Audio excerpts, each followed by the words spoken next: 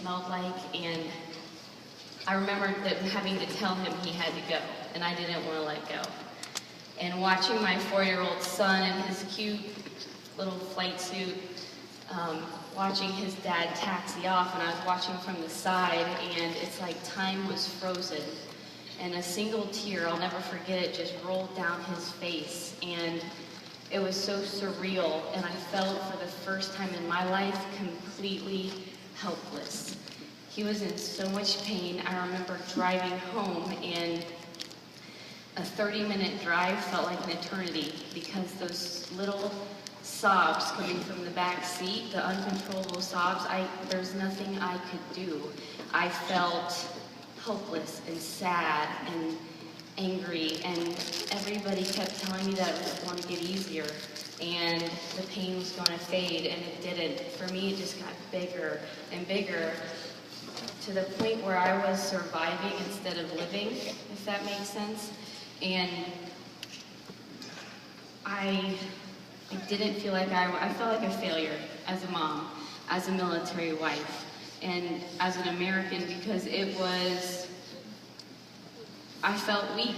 People kept telling me to stay strong, and I felt the weakest I have ever felt in my life because I couldn't keep it together for my family and for him. And while we are so blessed, you guys, to have these families that sacrifice so much for us and are so selfless and give up so much, I knew deep down in my heart that it's not what I wanted for our family. It's not what I wanted for myself, and as selfish as that sounds, I knew he didn't want it either. And so one morning, I'll never forget, I was walking downstairs after a sleepless night with my 10-month-old, and I lived on coffee at the time, and a quote that I have walked past a million times stopped me in my tracks, and it said, "If you want something different, you have to do something different." And it was at that moment that I made that decision to do something different. I had this amazing opportunity at my fingertips that I was failing to see the potential in. It was my fault for letting that slip through my fingers. I wasn't putting in the business what it deserved, and it had the power to change my life. And so from that day forward, I got up a little earlier. I stayed up a little later. I stepped outside my comfort zone. I remember very vividly loading the kids into the car because I just had to get back to my hometown. You know, I had a million excuses. You had two at this time, two. I had 2 kids. I loaded up, 10-month-old, a 4-year-old, a dog, and I had a million excuses why I shouldn't be going back to Ohio to see Janelle Summers, Tommy Migrant, and Tracy Morrow were speaking. And I knew I had to get there if I wanted to grow. And so I drove 12 hours with a baby that cried for 9 of the 12 hours. But I knew I had to get there, and that's what I did. It caused me to throw my excuses out the window and to slowly grow. And because of that decision 2.5 years ago to do something different, that I deserve something different, I've built an amazing team that has picked me up when I've fallen, that has got me through 2 deployments, that was there for me when I gave birth to a little baby boy by myself.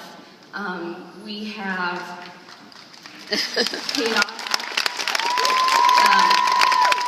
We paid off $100,000 in debt because of it. We have no debt. We just weren't up here yesterday because you didn't submit the application.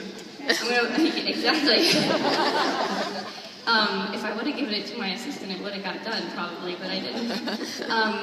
And 2.5 years ago, he told me, I asked him, what do I need to do to create the financial security for you so you feel like you can step away from the Marine Corps? And he said, you just have to match my salary. Easy, right? Well, just last week, I quadrupled his salary.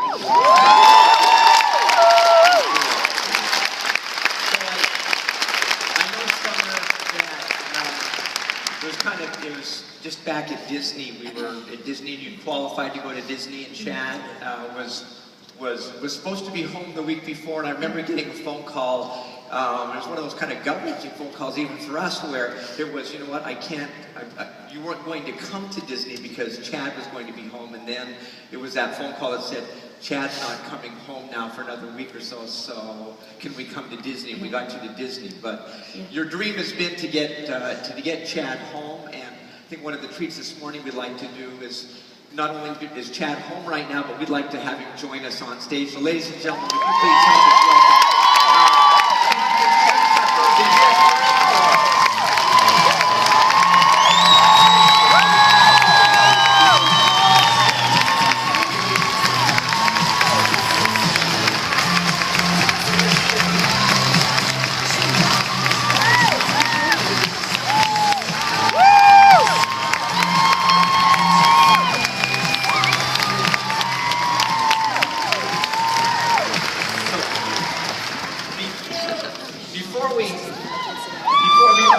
welcome Chad for just a moment, but we also realize that there are many coaches whose families serve, who have spouses, loved ones, children, parents to serve. And we'd like to take a moment and just turn the house lights on. And anyone who is in the military, who supports someone in the military, has a family member in the military, we'd like to have you stand, and we'd like, as a group, to recognize you for your service.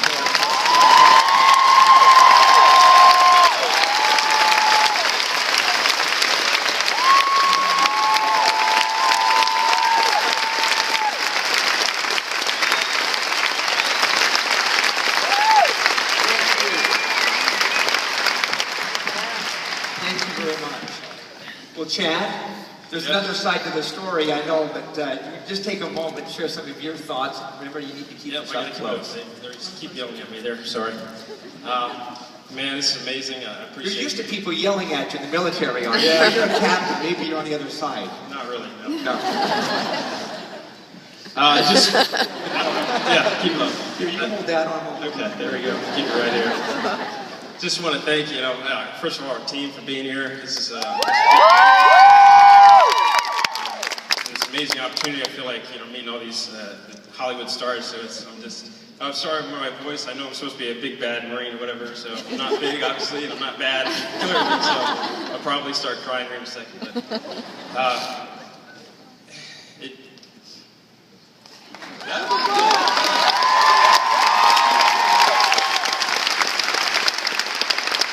what Sommer has done for us, I can't really too well put it into words, but just kind of paint the picture for you. There's nothing quite like seeing the picture that Sommer describes of a little boy. I can't even look at the picture. I plugged my ears in the back there so I didn't listen to the story because I can't take it.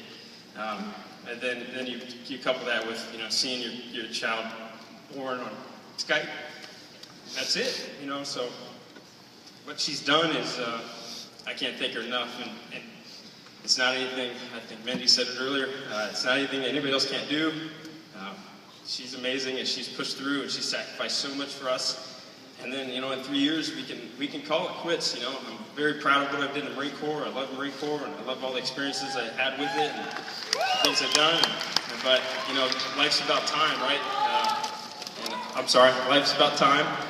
And in the military, you count everything by time. So time, how long do I have to deploy? How long is the deployment? When's it coming home? Okay, when's the next deployment? When's the next attachment? It's just the way it is. So we can just spend time. I can meet my kids at the school bus. That's kind of